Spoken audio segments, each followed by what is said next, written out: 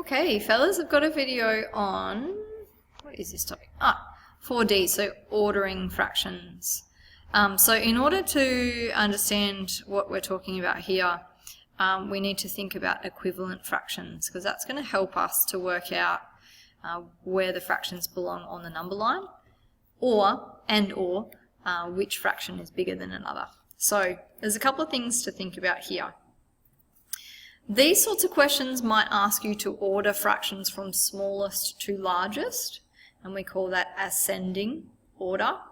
The opposite, of course, is descending order, so from largest to smallest. You might also be asked to say which fraction is larger than another out of two. And usually they will ask you to do that using the greater than or less than symbol or an equal sign if they're the same value. So let's talk through a couple of points. If the denominators are the same as each other, the smallest fraction is the one with the smallest numerator. They're going to be the easiest types of questions that you have. So for example, here I've got 3/10 and 7/10, so 3 is the smallest fraction. Just a little recap, I often find boys struggle to remember which is which, okay, out of these two signs. So a couple of ways to remember it. So we could have the fraction that, like a mouse, like this, that eats the biggest fraction. That's another way to remember how to put it. Or my personal favourite is a little simpler. It's just the pointy end towards the smallest fraction. Whatever's going to help you remember, doesn't really matter. So, second point, if the numerators are the same, so the top number is the same, the smallest fraction is the one with the biggest denominator. So that means it's been divided up into more pieces, so that one piece is smaller. So here 1/7 is smaller than 1/2. So the numerators are the same, but the denominators are different. Okay, again, a little bit of an easier style question. If you have fractions that have different numerators and different denominators to each other, that can be when it gets a little bit tricky. So you've got to think about equivalent fractions to see if you can work out which one is larger or smaller. So let's do some examples. Let's practice. Place the correct mathematical symbol greater than, equals, or less than in between the following pairs of fractions to make the statement true. So for this first one, the denominators are the same. So that means the numerators in this case are different. We've got 3/7 and 2/7. So the smaller fraction out of the two is the one on the right, 2/7. Okay? 3/7 is greater than 2/7.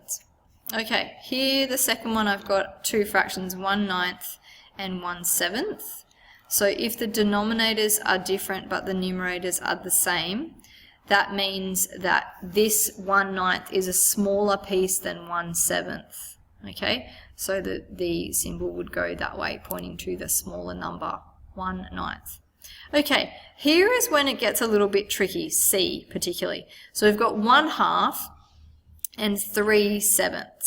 So you can, if you need to, convert the two fractions to be having the same denominator. But if we think about this fraction particularly, we've got 1/2, that's easy to picture.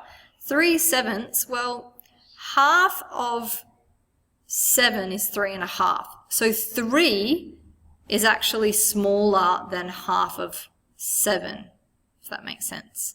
So actually the bigger number here is the half.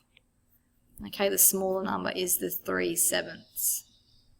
Okay, D again has the same denominator, but it's a mixed number on one side and an improper fraction on the other.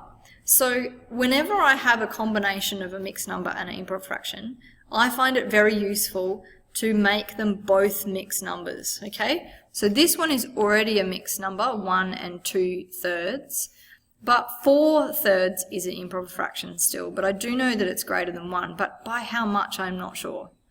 So I'm just going to do a little arrow over here. Again, remembering back to 4C, we talked about how to convert an improper fraction to a mixed number. So I ask, How many times does 3 fit into 4? 1 time. Gets me to 3. Then I have 1 left over, and my original denominator is 3. So I have 1 2/3 and 1 1/3. So that means that the larger number is 1 2/3. So there's a couple of different ways you can do these sorts of questions, but it really relies on your knowledge of being able to understand the size of fractions no matter what form they are in.